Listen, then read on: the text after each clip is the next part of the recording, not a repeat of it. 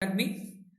My name is Pankaj Singh. I am ex-ACE faculty since last 6 years. I have recently joined An Academy. Okay, and these are my credentials. तो ये मेरे ranks हैं. 2 बार जो है वो मैं under 100 रहा हूँ और 4 बार. तो ये मेरे रैंक्स हैं.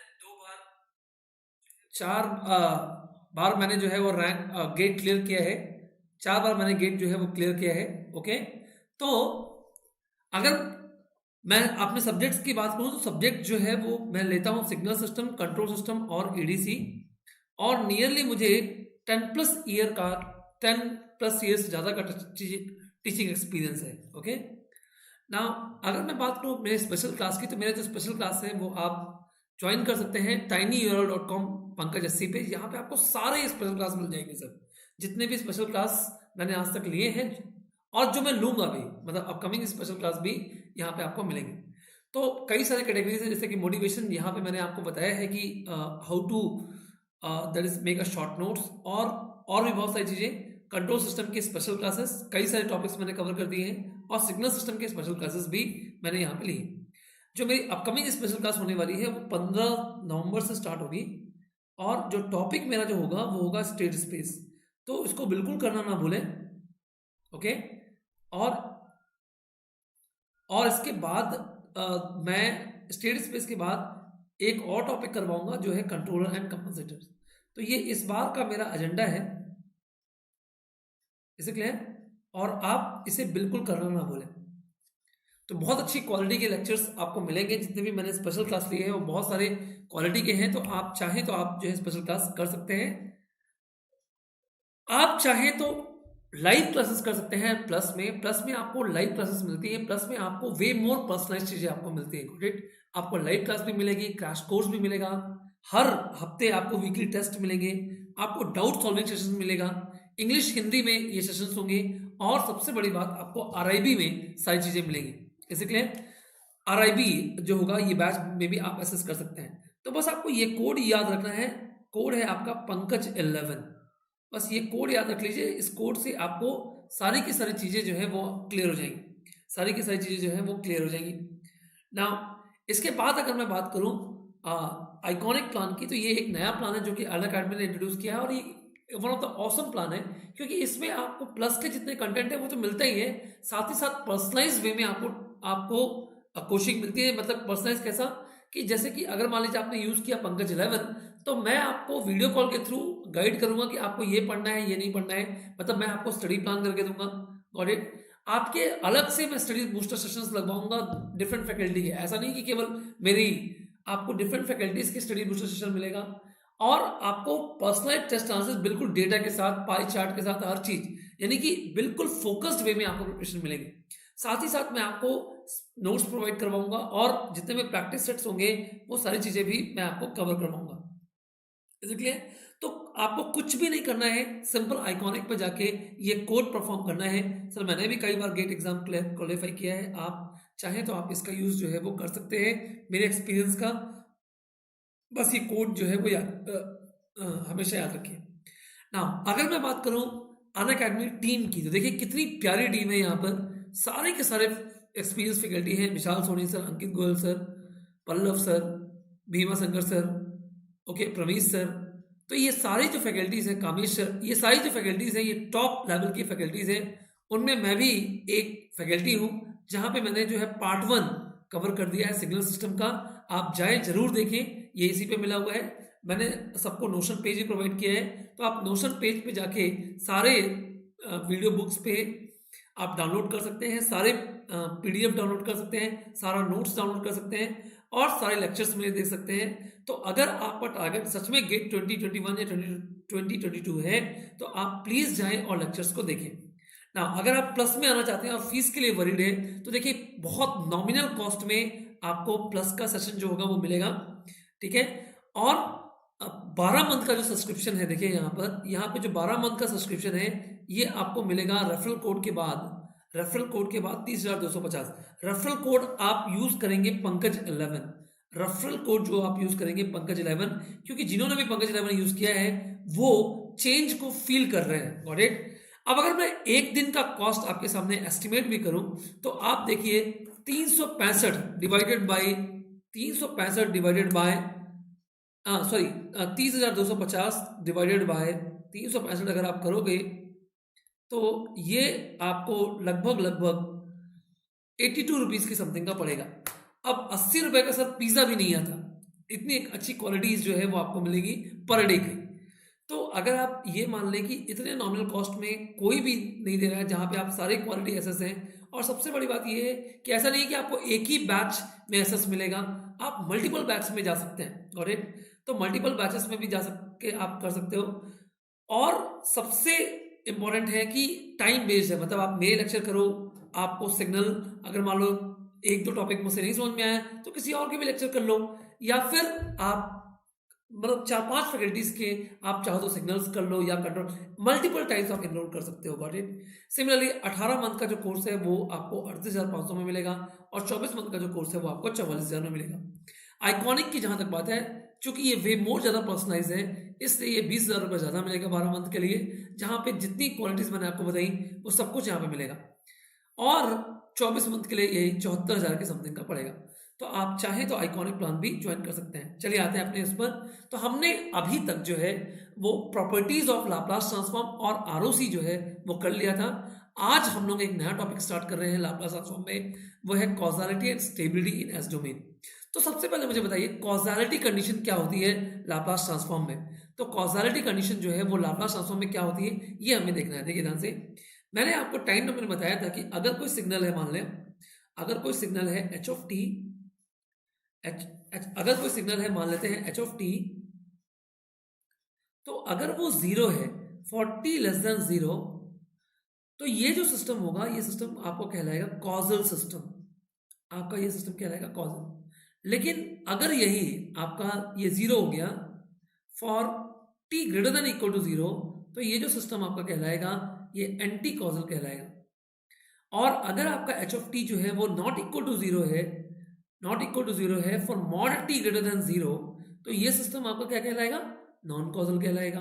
तो कॉजल के लिए आपका जो इंपल्स रिस्पॉन्स है वो केवल फर्स्ट क्वाड्रेंट पे होना चाहिए, एंटी कॉजल के लिए इंपल्स रिस्पॉन्स जो है वो सेकंड क्वाड्रेंट पे होना चाहिए, और नॉन कॉजल के लिए जो इंपल्स रिस्पॉन्स है वो दोनों क्वाड्रेंट पे होना चाहिए। दोनों क्वाड्रेंट पे आपका जो इंपल्स रिस्पॉन्स है वो होना चाहिए। इसलिए तो अब आपको ये देखना है कि ये सिस्टम एस डोमेन में क्या बनेंगे। अब देखिए जरा ध्यान से, अगर मैं आपसे कहूं कि मान लो मेरे पास एक एग्जांपल लेता हूं मैं, मान लो एग्जांपल वन, मैं मान लो मैं कह रहा हूं e to the power minus of 40 ut है मेरे पास। तो आप जानते हैं कि इसका लाप्लास ट्रांसफॉर्म 1/s+4 होगा, और सिग्मा जो है वो ग्रेटर देन -4 होगा। और टाइम डोमेन से अगर आप इसका प्लॉट देखो तो इसका प्लॉट जो है कुछ ऐसा है। इसका मतलब ये कॉजल है। तो इसका मतलब ये हुआ कि कॉजल के लिए अगर आप, ये पोल है -4, तो कॉजल के लिए हमेशा आरओसी जो है वो राइट साइडेड आरओसी है। तो for causal ROC is always right sided, ROC is always right sided. तो कॉजल के लिए आरओसी जो होगी वो हमेशा राइट साइडेड होगी। पर देखो जरा, क्या right sided ROC causal provide करेगी? एक एग्जांपल लेते हैं, एग्जांपल नंबर 2। एग्जांपल नंबर 2, अगर मैं आपसे कहूं कि ut+2 है, देखो ये भी तो राइट साइडेड सिग्नल है। ut+2 कैसा होता है? ऐसा होता है, -2 से स्टार्ट होता है, राइट साइडेड है। लेकिन अगर आप इसको देखो तो इसका जो लाप्लास ट्रांसफॉर्म है वो है e⁻²s/s, और सिग्मा जो है वो ग्रेटर देन 0, यानी कि इसके लिए भी आरओसी राइट साइडेड है। आरओसी इसके लिए भी जो है वो आपकी राइट साइडेड है, पर ये कॉजल तो नहीं है, ये नॉन कॉजल है, यानी वाइस वर्सा नॉट ट्रू, यानी कि वाइस वर्सा जो है वो नॉट ट्रू। मैं फिर से बोल रहा हूं कि कॉजल के लिए आरओसी जो है वो हमेशा राइट साइडेड आरओसी होगी, vice versa not true, not true, not true. Okay guys, तो आपको सिर्फ इतना देखना है कि कॉजल के लिए अगर कोई पूछे तो आरओसी जो होगी हमेशा राइट साइड होगी। सिमिलरली अगर मैं आपसे कहूं एग्जाम्पल e⁻⁻⁴t u-t, तो आप ये कहोगे कि आरओसी जो है, मैं आरओसी पे बात करूं केवल, सिग्मा जो है वो -4 है और ये एक एंटी कॉजल है। तो देखो इसका मतलब ये हुआ कि आपके पास एक पोल है जो कि -4 पे है, और आरओसी इसकी जो है वो यहाँ है। देखो आरओसी इसकी जो है वो यहाँ है। यानी एंटी कॉजल सिग्नल के लिए आरओसी हमेशा लेफ्ट साइडेड होगी। कैसी होगी? लेफ्ट साइडेड आरओसी होगी। यस और नो? लेफ्ट साइडेड आरओसी होगी। पर क्या लेफ्ट साइडेड आरओसी फिर से आपको एंटी कॉजल देगा? तो मैं एक एग्जांपल लेता हूं, u minus T plus two, u minus T plus two. तो ये आपको पता है कि ये जो सिग्नल है ये ऐसा होगा, माइनस इनफिनिटी से लेकर टू तक। ओके, और आरओसी की क्या हो जाएगी? Sigma less than zero, sigma less than zero, क्योंकि ये नेगेटिव है ना। तो मतलब कि ये पोल है आपका यहाँ पर, और आरओसी देखिए कहाँ है इसकी। अगर आप इसकी आरओसी को देखें तो इसकी जो आरओसी है वो यहाँ है। तो मैं ये कह रहा हूं कि दो आरओसी लेफ्ट साइडेड है, पर ये एंटी कॉजल नहीं, फिर से नॉन कॉजल है। तो मैं फिर से यहां पर लिख देता हूं कि vice versa, vice versa is not true, vice versa is not true, vice versa is not true, is not true. जो आपका वाइस वर्सा है वो आपका ट्रू नहीं है, vice versa is not true. Is it clear? Similarly अगर मैं आपसे कहूं, सिमिलरली अगर मैं आपसे कहूं, मैं एक स्लाइड और जोड़ देता हूं यहां पे।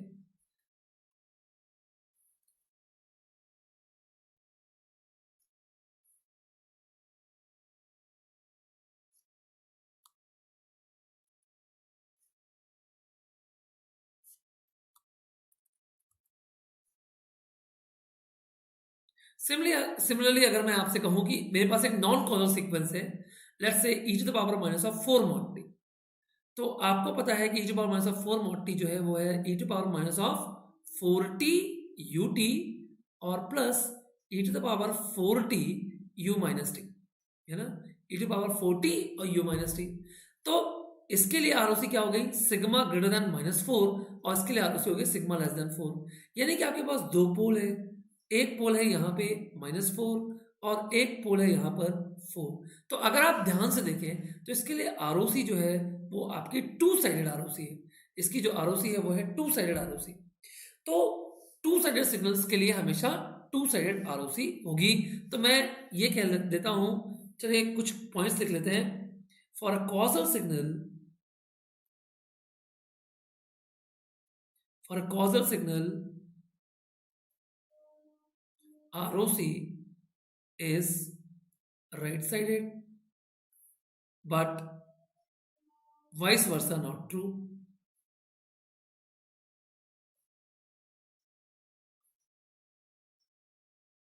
For anti-causal signal,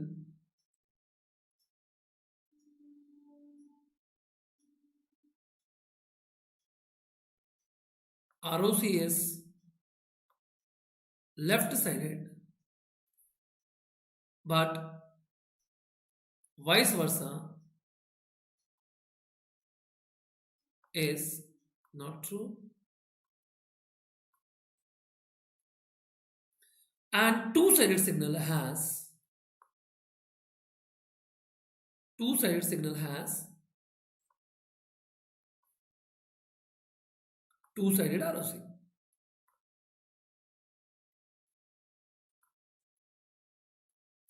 तो ये दोनों, ये तीनों पॉइंट्स आपके गेट के लिए बहुत ही इंपॉर्टेंट पॉइंट्स हैं, और बहुत ही इंपॉर्टेंट पॉइंट है। चलिए आ जाते हैं स्टेबिलिटी पे। सर अगर आपको टाइम डोमेन की स्टेबिलिटी याद हो तो मैंने कहा था कि टाइम डोमेन में फंक्शन जो होगा वो स्टेबल होगा अगर minus infinity to infinity mod h t d t should be less than infinity, should be less than infinity. Got it? यानी function must be absolutely integrable. और अगर आपको याद हो तो मैंने आपसे कहा था कि ये जो है ये DTFT की कन्वर्जेंस कंडीशन है, कन्वर्जेंस कंडीशन है, not DTFT in jet transform, CTFT की कन्वर्जेंस कंडीशन है।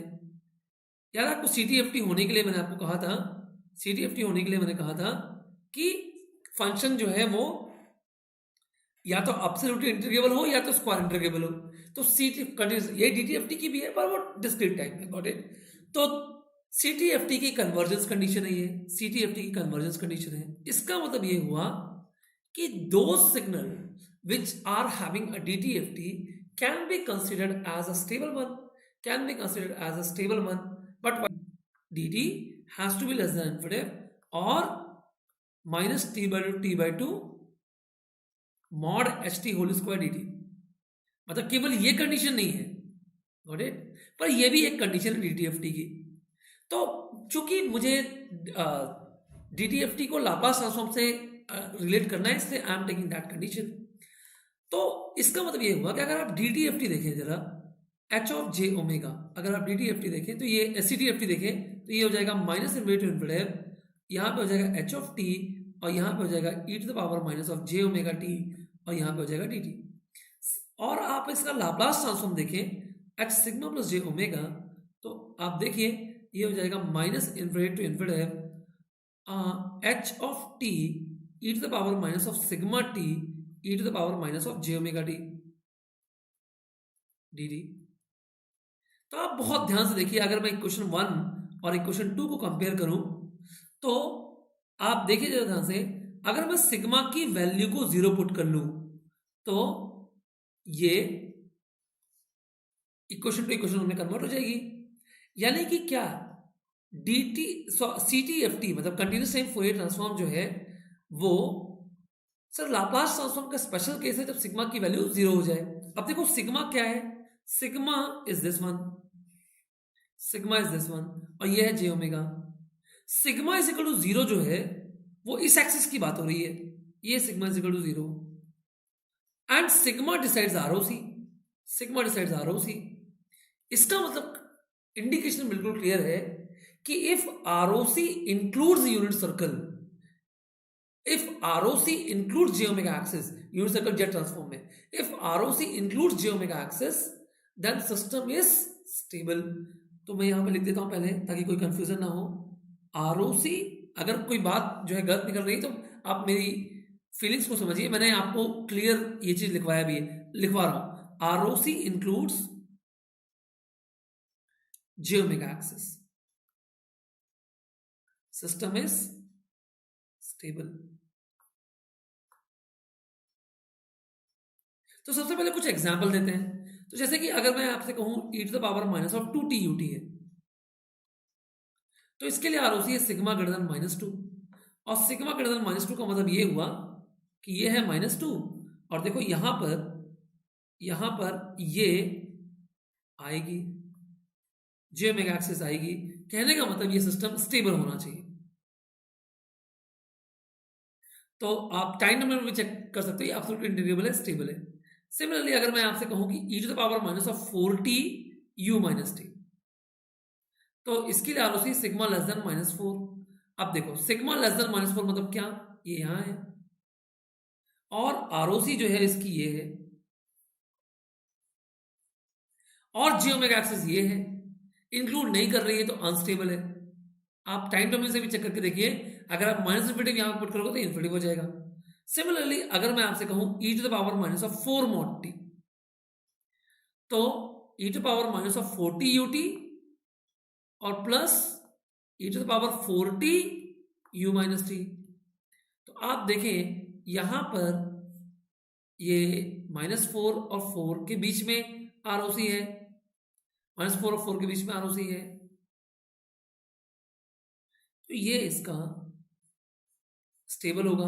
और चेक करके देख लीजिए, जैसे ये एक एब्सोल्युटली इंटीग्रेबल फंक्शन है, अम्ब्रेला फंक्शन है, एब्सोल्युटली इंटीग्रेबल फंक्शन है, तो ये बिल्कुल स्टेबल, इसमें कोई दिक्कत नहीं है। और भी एग्जांपल आप देख सकते हो, जैसे कि यूटी देखो, चलो मैंने कहा था कि यूटी अनस्टेबल है और आप चेक भी कर सकते हो। देखो इसके लिए सिग्मा ग्रेटर देन 0 और सिग्मा ये है, मतलब इसकी जो आरओसी है वो ये है, ये, पर ये जे ओमेगा एक्सिस को इंक्लूड नहीं कर रही क्योंकि ग्रेटर देन 0 है। तो इसका मतलब ये हुआ कि चूंकि जे ओमेगा एक्सिस को नहीं इंक्लूड कर रही है तो ये एक अनस्टेबल सिस्टम है, ये अनस्टेबल सिस्टम है। इसका मतलब ये हुआ कि बिल्कुल ये बात क्लियर है कि if ROC includes j omega axis then system is said to be stable. एक बात और समझिए, if ROC includes j omega axis, if ROC includes j omega axis then the Laplace transform can be converted into Fourier transform by substituting s is equal to j omega। अब देखो जरा ध्यान से sir, अगर आप देखें तो यहाँ पे आरओसी इंक्लूड कर रही है, आरओसी इंक्लूड कर रही है, यहाँ पे देखो तो आरओसी इंक्लूड कर रही है इसका मतलब इसका जो लाप्लास ट्रांसफॉर्म है 1/s+2, अगर मैं s की वैल्यू को j ओमेगा पुट कर दूं तो यही इसका फोरियर ट्रांसफॉर्म हो जाएगा 1/2 प्लस j ओमेगा। पर देखो इसका जो भी लाप्लास ट्रांसफॉर्म आएगा, let us this is axis, I am not able to put s is equal to j omega, ये गलत है because ROC is not including j omega axis. Sir यहाँ पे अगर आप देखें तो ये हो जाएगा 2a/a² माइनस ऑफ s²। आप s is equal to j omega put कर दीजिए, s is equal to j omega put कर दीजिए, क्योंकि ये इंक्लूड कर रही है तो ये आ जाएगा 2a/a² plus omega square which is a Fourier transform. Same यहाँ पे ut का लाप्लास ट्रांसफॉर्म होता है 1/s, चूंकि ये इंक्लूड नहीं कर रहा है so you are not allowed to put s is equal to j omega. और आपको पता है मैंने फोरियर ट्रांसफॉर्म में आपको करवाया है कि ut का फोरियर ट्रांसफॉर्म केवल 1/j ओमेगा नहीं होता, प्लस पाई डेल ओमेगा होता है। तो आप आज समझ गए कि कैसे हम किसी लाप्लास ट्रांसफॉर्म को किस जगह पे हम s is equal to j omega, ये कंफ्यूजन स्टूडेंट्स को हमेशा रहता है कि हम s is equal to j omega उठाया और चुपचाप पुट कर दिया। हर जगह आप s is equal to j omega put नहीं कर सकते, इसके लिए एक सर्टेन कंडीशन है कि ROC must includes a j omega axis. अच्छा, नेक्स्ट बात चलिए मैं थोड़ा सा और इसमें स्लाइड ऐड करूं, इसमें मैं थोड़ा स्लाइड ऐड करता हूं।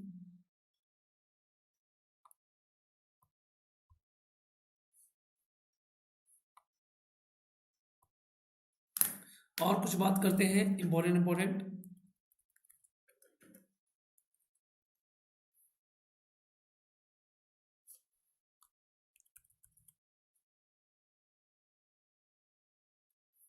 चलिए, मान लो मैं चाहता हूं कि I want causal plus stable, causal plus stable, causal plus stable. चलो मैं चाहता हूं कि कॉजल प्लस स्टेबल, तो कॉजल का मतलब क्या है? कॉजल का मतलब ROC राइट साइड, और स्टेबल का मतलब j ओमेगा एक्सिस को प्लॉट करो, j ओमेगा एक्सिस को क्रॉस करें। तो बताओ where should I place my pole? अगर मैं यहां पोल को प्लेस करूंगा तो ROC राइट साइड होगी, तो ये तो इसको, ये ROC जो होगी राइट साइड होगी, तो ये j ओमेगा एक्सिस को क्रॉस नहीं करेगी। दैट मीन्स कि मेरे सारे के सारे पोल कहाँ होने चाहिए? लेफ्ट हाफ पे होने चाहिए। अब देखो, अगर ROC मेरी राइट साइडेड है तो ये j ओमेगा एक्सिस को भी क्रॉस करेगी, j ओमेगा एक्सिस को भी क्रॉस करेगी, यस और नो? तो for causal stable ROC all the pole must be in the right half of a spring.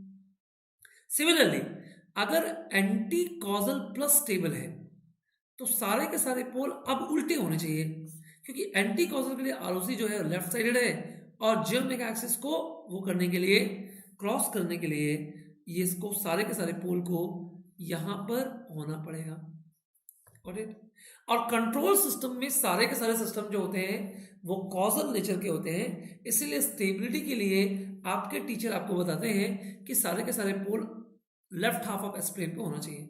और ये मैक्सिमम स्टूडेंट इंडिया का रट लेता है, कभी ये नहीं सोचता कि ये क्यों सर ने बोला कि सारे के सारे पोल लेफ्ट हाफ पे होंगे। इसे क्लियर? लेकिन एक बात आप समझिए, अगर कोई पोल लेफ्ट हाफ पे है तो क्या ये गारंटेड है कि ये स्टेबल होगा?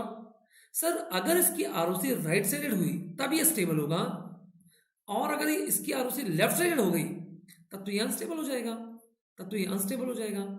यानी कि एक पोल को देखकर जब तक ये ना बताया जाए कि सिस्टम कॉजल है या सिस्टम एंटी कॉजल है, हम ये नहीं कह सकते कि जो सिस्टम है स्टेबल होगा कि अनस्टेबल होगा।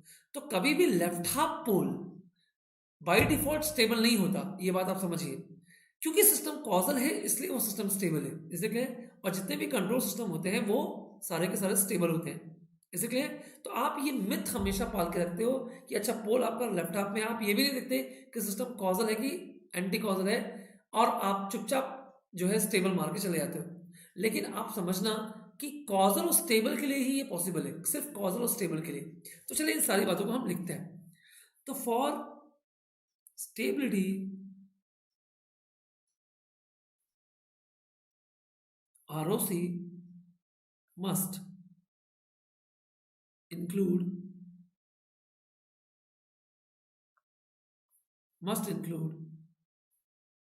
j omega axis. Point number one. Point number two, if a system is stable,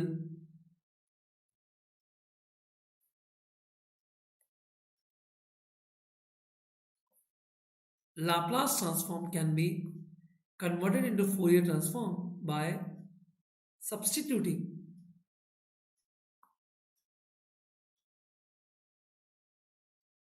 S is equal to j omega. S is equal to j omega. By substituting S is equal to j omega. Similarly, for causal plus stable, all pole must be in LHP. For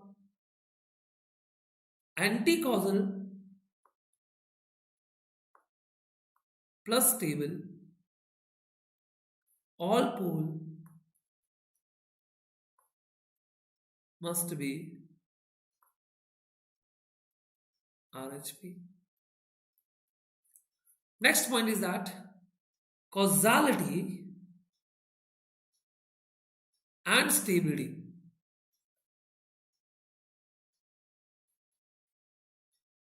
are two independent issues of a system.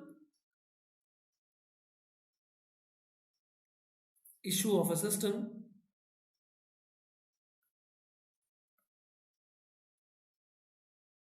not to be merged.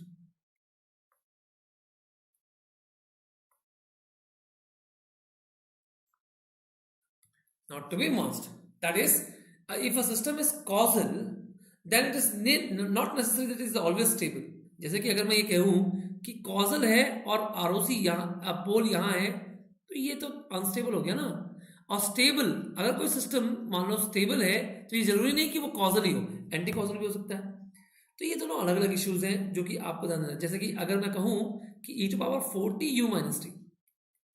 हाँ ये stable है, पर ये causal नहीं है, क्योंकि ROC कितनी हो जाएगी, sigma less than 4, sigma less than 4, तो ये होगी आरओसी, 4 पे होगा पोल. तो ये जरूरी नहीं कि दोनों जो है वो डिपेंडेंट और इंडिपेंडेंट ही हो, मतलब एक दूसरे पे डिपेंडेंट ही हो. ये दोनों इंडिपेंडेंट इश्यूज हैं. Got it. चलिए स्टार्ट करते हैं. नेक्स्ट अगला टॉपिक है मेरा इनवर्स लाप्लास ट्रांसफॉर्म. इतना सब कुछ पढ़ने के बाद अब हम थोड़ा सा आईएलटी पे ध्यान देते हैं, आरओसी के बिहाफ पे. तो ये जो है वो बेस्ड ऑन आरओसी.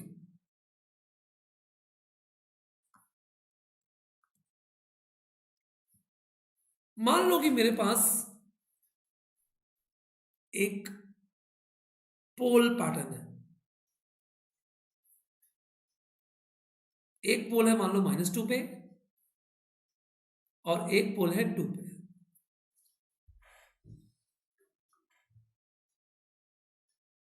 मैंने आपसे पूछा कि कितनी पॉसिबल आरओसीज यहां पे हो सकती है. तो आप ये कह सकते हो कि एक आरओसी मेरी ये भी हो सकती है, देखो एक आरओसी मेरी ये हो सकती है, वॉयलेट कलर वाली.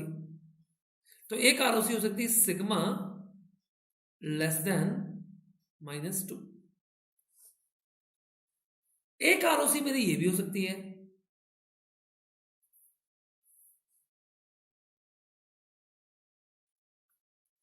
तो एक आरओसी हो सकती है मेरी सिग्मा ग्रेटर देन 2, और एक आरओसी मेरी बीच में हो सकती है,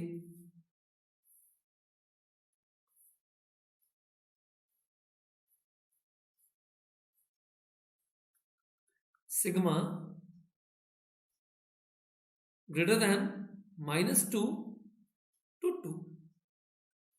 और अगर आप देखें इसका कैरेक्टरिस्टिक्स देखें तो देखो ये जो आरओसी है वो एक लेफ्ट साइडेड आरओसी है, लेफ्ट साइडेड आरओसी है, और चूंकि जे ओमेगा एक्सिस ये है, इसे क्रॉस नहीं कर रही है, तो ये अनस्टेबल है. ये वाली आरओसी राइट साइडेड आरओसी है और ये भी अनस्टेबल है क्योंकि जे ओमेगा एक्सिस में भी नहीं आ रही है. पर ये वाली आरओसी एक 2 साइडेड आरओसी है और ये स्टेबल है. अब हमें किसी ने कहा कि इस पोल पैटर्न के लिए मान लो ये एचएस का let hs pole pattern is given.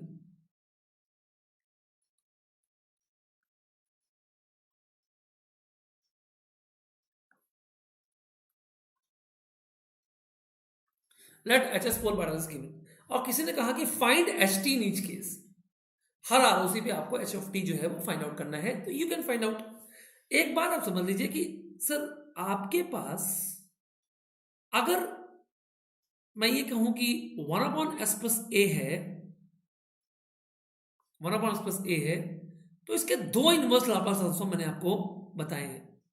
एक होगा e to the power minus of AT UT,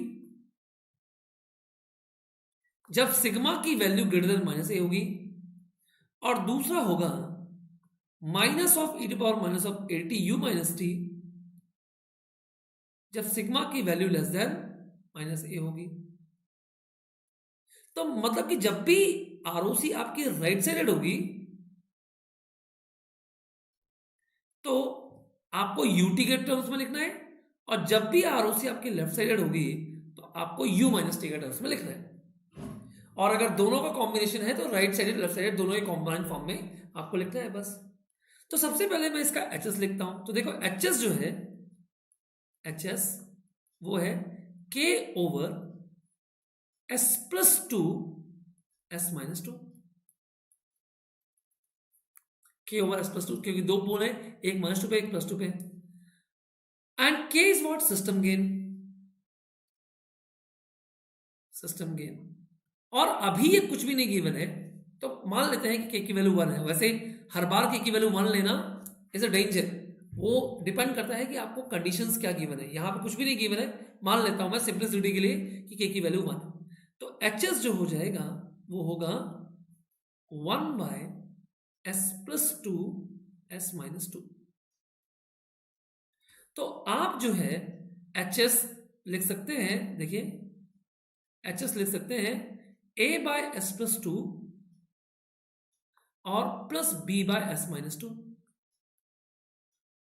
अब बस आपको इसका पार्शियल फ्रैक्शन करना है. तो जब आप s equal to minus two put करोगे, s इक्वल टू a की value s equal to minus two put कर दो, तो यहां पे आ जाएगा माइनस a की वैल्यू आएगी -1/4. चेक करके देखो.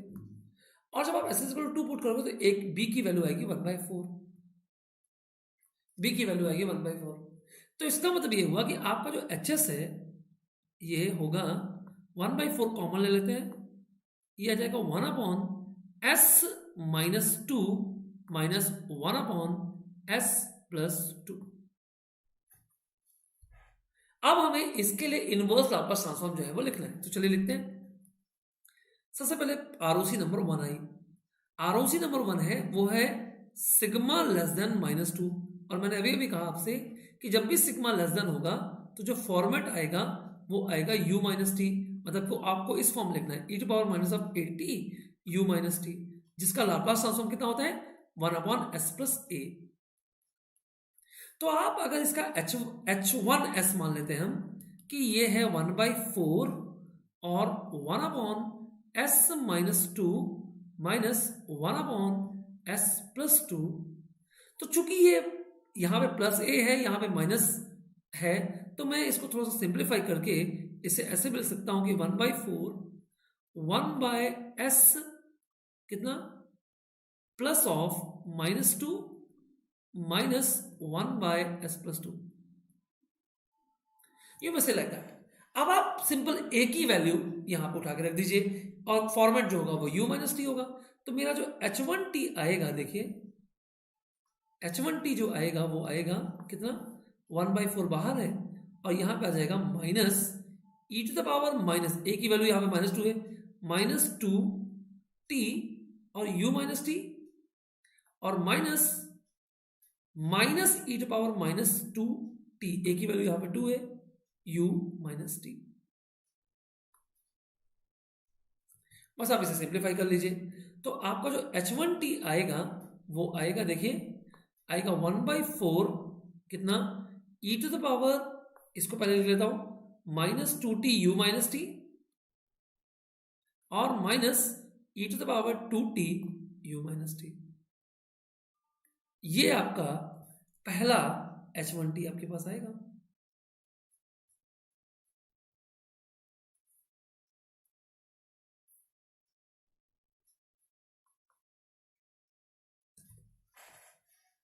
सिमिलरली अगर आप दूसरी आरओसी की बात करें R2, तो R2 जो है वो है सिग्मा ग्रेटर देन 2, और मैंने कहा था जब भी ग्रेटर देन होगा तो फॉर्मेट बनेगा UT, और इनवर्स लाप्लास ट्रांसफॉर्म का फॉर्मेट बनेगा e to power minus of AT UT, जिसका लाप्लास ट्रांसफॉर्म होता है 1 बाय s प्लस a। तो आप अगर H1s को फिर से लिखें तो H1s जो होगा वो देखिए क्या होगा, H1s जो होगा वो होगा कितना, 1/4 और 1/s plus of -2 minus 1/s plus 2, बस आपको लिख देना है। तो जब आप इसे लिखोगे तो H2T, H2S मान लेते हैं इसको, H2T जो होगा वो आपका बनेगा कितना, 1/4, देखो UT के टर्म्स में लिखना है, A की वैल्यू -2 है, A की वैल्यू 2 है, तो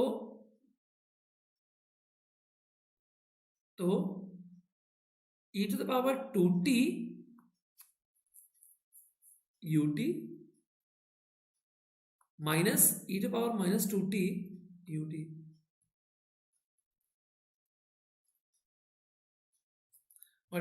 तो ये आपका H2T होगा, ये आपका H2T होगा, तो ये आपका फाइनल H2T होगा कब, जबकि सिग्मा की वैल्यू ग्रेटर देन 2 है। तो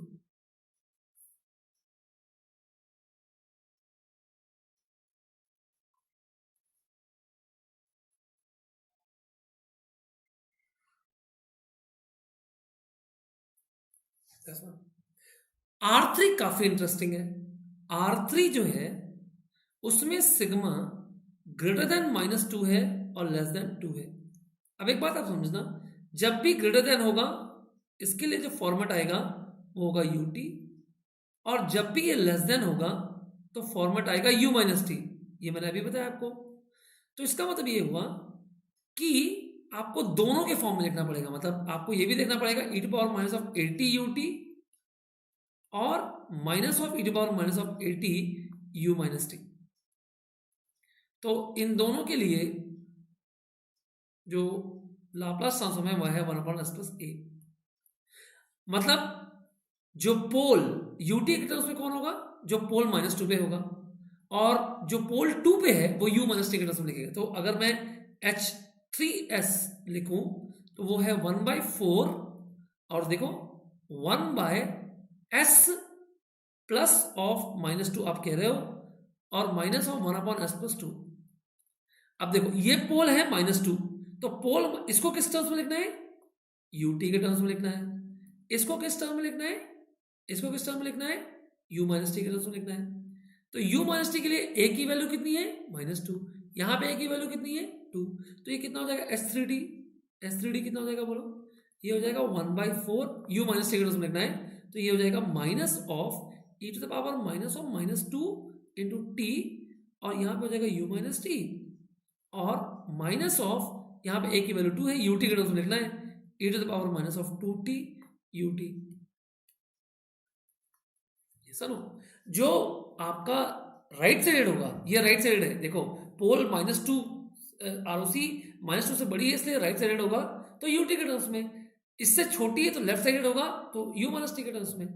तो आप इसको सिंप्लीफाई करें तो आप माइनस पहले बाहर ले लो, तो H3T जो होगा वो होगा माइनस ऑफ 1/4, तो यहाँ पे कितना आ जाएगा बोलो, माइनस ऑफ 1/4 आ जाएगा, और यहाँ पे आ जाएगा e to the power minus of, देखो e to power minus of, minus बाहर ले लिया मैंने, माइनस ऑफ 2t UT और plus e to the power 2t U minus t. तो हम लिख सकते हैं इसको कि H3T जो होगा वो होगा -1/4 e to power minus of 2 mod t, कब, जब ROC सिग्मा ग्रेटर देन -2 और लेस देन 2। तो अगर मैं सारी चीजों को समराइज करूं तो देखो क्या है, मेरे पास जो H1s था वो था 1/4, और ये है 1/s प्लस कितना है, s plus of s plus of -2 minus 1/s plus 2। आपने इसको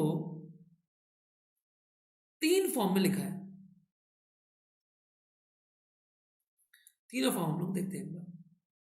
एक फॉर्म है आपका H1T, तो मैं H1T लिख देता हूं यहां पे, H1t जो है वो है ये, that is 1/4 e to the power minus of 2t u minus t minus e to the power 2t u minus t, और दूसरा है H2t जो कि है 1/4 e to the power 2t ut minus e to the power minus 2t ut, और तीसरा है H3t जो कि है -1/4 e to the power minus of 2 mod t। अगर इनके आरओसी का वेरिएशन देखें तो इसके लिए आरओसी जो थी वो थी सिग्मा लेस देन -2, इसके लिए था सिग्मा ग्रेटर देन 2, इसके लिए था सिग्मा ग्रेटर देन -2 to 2। अब आप देख लो सर, ये प्योरली टाइम डोमेन में भी अगर आप चेक करोगे तो ये प्योरली एंटी कॉजल सिग्नल है, लेफ्ट साइड है प्योरली एंटी कॉजल है। तो टाइम डोमेन में बिहेवियर कैसा हो गया, एंटी कॉजल, और अगर आप टी की वैल्यू -इन्फिनिटी पुट कर दो तो ये इसका एरिया द कर्व भी इनफाइनाइट होगा, मतलब ये अनस्टेबल है, एंटी कॉजल और अनस्टेबल। टाइम डोमेन में इसका बिहेवियर कैसा है, देखो यूटी है, यूटी है मतलब कॉजल, और 0 पुट किया तो 1, इन्फिनिटी पुट किया तो इन्फिनिटी, कहने का मतलब ये अनस्टेबल है, ये अनस्टेबल है। और ये कैसा है, ये अम्ब्रेला फंक्शन है, मतलब ये नॉन कॉजल हो गया, और इसका जो फाइनाइट एरिया होगा, क्योंकि अम्ब्रेला फंक्शन का फाइनाइट एरिया होता है, तो ये स्टेबल है। तो आप चेक करके देख लीजिए, एंटी कॉजल अनस्टेबल के लिए आरओसी, देखो आरओसी क्या आई थी यहाँ पे, आरओसी क्या आई थी यहाँ पे, आरओसी थी लेफ्ट साइडेड अनस्टेबल, बिल्कुल सही बात है। इसके लिए आरओसी क्या आई थी, right sided unstable, causal unstable के लिए, और इसके लिए क्या आई थी, टू साइडेड अनस्टेबल। तो जो टाइम डोमेन पे है वही फ्रीक्वेंसी डोमेन पे सेटिस्फाई हो रहा है, जो टाइम डोमेन पे है वही आपका फ्रीक्वेंसी डोमेन पे भी सेटिस्फाई हो रहा है, जो टाइम डोमेन पे है वही आपका फ्रीक्वेंसी डोमेन पे भी सेटिस्फाई हो रहा है। करेक्ट। नाउ इसके बाद एक टॉपिक आता है initial value theorem and final value theorem. Initial value theorem और फाइनल वैल्यू थ्योरम, देखिए जरा, इनिशियल वैल्यू थ्योरम क्या कहती है, अगर आपका x of t tends to 0 है तो ये s एक्सेस, थोड़ी सी आपसे मिसप्रिंट है, s X s with s tends to infinity होता है, s X s with s tends to infinity होता है, और ये केवल याद रखना, केवल कॉजल सिस्टम पे ही हम लगा सकते हैं, ये केवल कॉजल सिस्टम पे ही हम इनिशियल वैल्यूज लगा सकते हैं।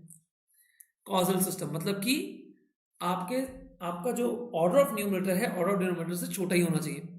सिमिलरली फाइनल वैल्यू है यहाँ पे भी s X s with s tends to 0, x of t with t tends to infinity with x X s s tends to 0, और याद रखना फाइनल वैल्यू के लिए सिस्टम को कॉजल प्लस स्टेबल होना मैंडेटरी है, मतलब all pole must be in LHP। तो सारे के सारे जो पोल होने चाहिए वो आपको यहाँ पे होने चाहिए, सारे के सारे जो पोल होने चाहिए वो आपको यहाँ पे होने चाहिए, तो ही सिस्टम जो होगा वो आपका स्टेबल होगा, तो ही सिस्टम जो होगा वो आप सॉरी इस पर आप फाइनल वैल्यू जो है वो लगा सकते हैं, फाइनल वैल्यू जो है लगा सकते हैं। सर कभी कभी पूछते हैं कि सर अगर मान लो पोल यहाँ है, तो अगर पोल आपके जियोमेट्रिक एक्सिस पे है तो सर आपको पता है कि यहाँ पे फाइनल वैल्यू नहीं लगा सकते, क्योंकि साइनोसॉइड्स को रिप्रेजेंट करता है, और साइनोसॉइड्स की फाइनल वैल्यू आप पता नहीं कर सकते, ये ऑसिलेट्स करती है। अगर पोल आपका राइट हाफ में है तो तब तो आप बिल्कुल लगा ही नहीं सकते, तो यहाँ पे नॉट एप्लीकेबल और यहाँ पे भी not applicable. Is it clear? तो चलिए दोस्त फिर अब प्रॉब्लम करते हैं।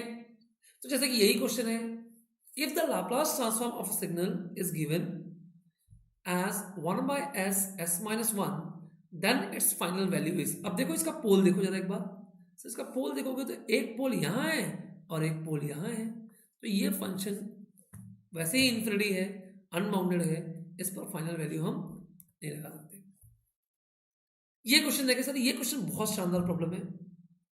सर ये कह रहा है कि मेरे पास है एक सिस्टम, मैं थोड़ा सा इस पर स्लाइड ऐड कर लेता हूं।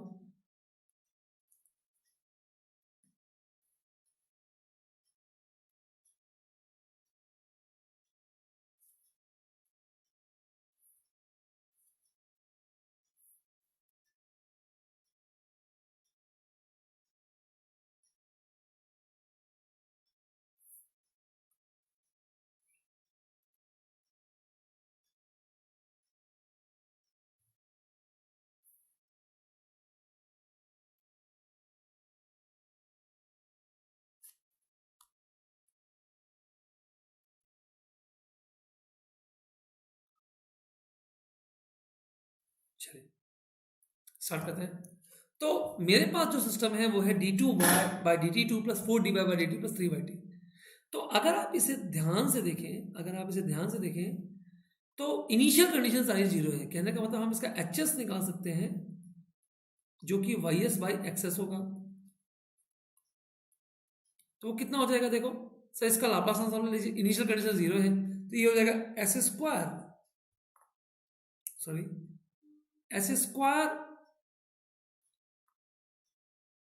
प्लस 4s प्लस 3y(s)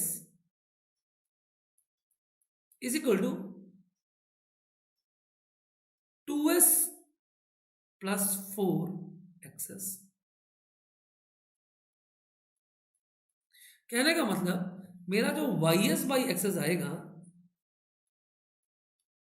वो होगा 2s plus 4 by S square plus 4s plus 3।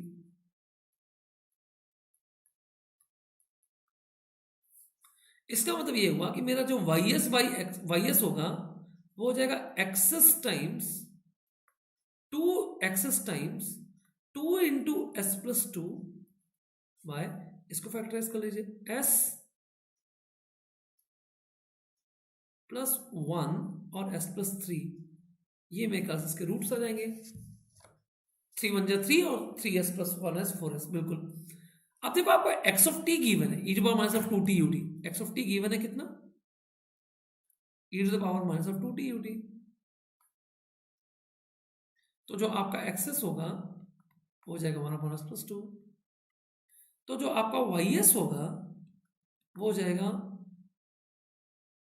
2 by s plus 1 s plus 3, s plus 2 से s प्लस 2 कैंसिल। तो आपका जो y(s) होगा वो होगा a by s plus 1 plus b by s plus 2। और अगर आप a का कोफिशिएंट निकालना चाह रहे हैं तो a का कोफिशिएंट कितना हो जाएगा, put s is equal to -1,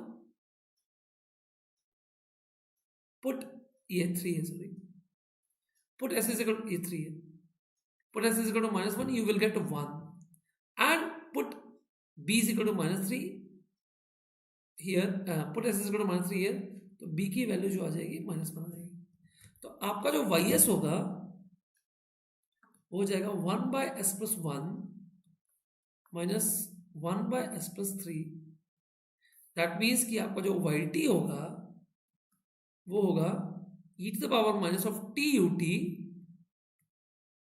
minus e to the power minus of 3t ut, या e to power minus t minus e to power minus 3t times ut। और देखिए ये पावर है आपके डिफरेंशियल इक्वेशन की, लाप्लास ट्रांसफॉर्म की, कि differential equation को वो बहुत आसानी से जो है वो अलजेब्रिक इक्वेशन में कन्वर्ट कर देता है, और solving algebraic equation is easy as compare to solving this one. Similarly sir ये एक एफएस गिवन है, आपको इनिशियल वैल्यू फाइनल वैल्यू लगानी है। तो देखो सारे के सारे पर लेफ्ट हाफ पे फाइनल वैल्यू बिल्कुल लग जाएगी। तो सबसे पहले आप इनिशियल वैल्यू लगाइए, x of t with t tends to 0 is s excess with s tends to infinite। तो लगाओ s into 2 into s plus 1 divide by S square common ले लेते हैं, तो यहाँ पे हो जाएगा 1 plus 4 by S plus 7 by S square. यहाँ से भी आप एस स्क्वायर कॉमन ले लोगे, यहाँ से एक काम करते हैं, एस स्क्वायर कॉमन ले लेते हैं और इसको मैं थोड़ा सा सिंप्लीफाई कर देता हूँ। तो यहाँ पे जो होगा ये हो जाएगा 1 प्लस 1 बाई एस, और जब आप s टेंस टू इन्फिनिटी करोगे तो ये कैंसिल हो जाएगा और आंसर हो जाएगा 2, जो कि एक ही ऑप्शन में है बी। अगर आप इसका फाइनल वैल्यू निकालना चाहते हो तो आप निकाल लो फाइनल वैल्यू। तो x ऑफ t जो है वो t टेंस टू इन्फिनिटी कितना होगा, ये हो जाएगा s X s with s tends to 0। तो कहने का मतलब s इंटू 2 इंटू कितना था, s plus 1 upon S square plus 4s plus 7, और कोई एस देखो उसको कैंसिल करने के लिए नहीं है, तो ये आंसर कितना आ जाएगा, 0। तो 2 और 0 ये इसके इनिशियल वैल्यू और फाइनल वैल्यू रिस्पेक्टिवली होगी। तो इस तरीके से हम लोगों ने लाप्लास ट्रांसफॉर्म के सारे पॉइंट्स कवर कर लिए, आरओसी, प्रॉपर्टीज, कॉजालिटी, स्टेबिलिटी। और भी अगर आपको प्रैक्टिस करना है, प्रैक्टिस करिए सर, लाप्लास ट्रांसफॉर्म के क्वेश्चंस बहुत इजी आते हैं। तो अगर आपको और भी प्रैक्टिस करना है then you must go for plus. Plus के सर कई फायदे हैं, जैसा कि मैंने आपसे कहा कि प्लस में आपको प्रैक्टिस के बहुत मौके मिलेंगे, मतलब इतना प्रैक्टिस सेट आपको मिलेगा कि जिससे कि चीज़ें जो है वो आपकी ऑटोमेटिकली बहुत ज़्यादा क्लियर हो जाएंगी। तो आपको लाइव क्लास भी मिलेगा, क्रैश कोर्स भी मिलेगा, वीकली टेस्ट मिलेंगे, doubt solving sessions English Hindi में, RIB, आपको स्टडी प्लानर भी मिलेगा। अगर आप आइकॉनिक में जाते हो तो स्टडी प्लानर भी मिलेगा, पर्सनलाइज वे में आप ट्रेनिंग कर सकते हैं, मतलब बहुत सारे अल्टीमेटली फायदे हैं। So you may think for plus. और बस ये कोड ना भूलें, ये कोड है पंकज लग। आप मुझे अनअकैडमी पे यहाँ फॉलो कर सकते हैं। Unacademy is one of the best learning platform I ever seen. तो आप अनअकैडमी पे जाइए, आप मुझे यहाँ फॉलो करिए, सारे मेरे स्पेशल क्लास आप देख सकते हो। आपको नोट्स जो है मैं यहाँ पे प्रोवाइड कर दूंगा। और अनअकैडमी का ये फिर से आईडी मैंने लिखी है, ये मेरा टेलीग्राम का क्लोज ग्रुप है, आप चाहे तो ज्वाइन करके आप मुझे सारी चीज़ें पूछ सकते हैं। क्रिटिक्स के चैनल पे बहुत सारे, जैसे कि मैंने आपको बताया कि कई सारे वीडियो बुक्स मैंने आपको दिखाई थी, कई सारे वीडियोस आपको मिल जाते हैं। अनअकैडमी पे मैं आपको प्रीवियस ईयर के अभी इस समय पे कंट्रोल सिस्टम के प्रॉब्लम्स करवा रहा हूँ। 2016 से 2020 तक के प्रॉब्लम्स मैंने करवा लिए हैं और बाकी के प्रॉब्लम्स जो है वो मैं आपको करवाऊंगा। With this, thank you very much, thank you.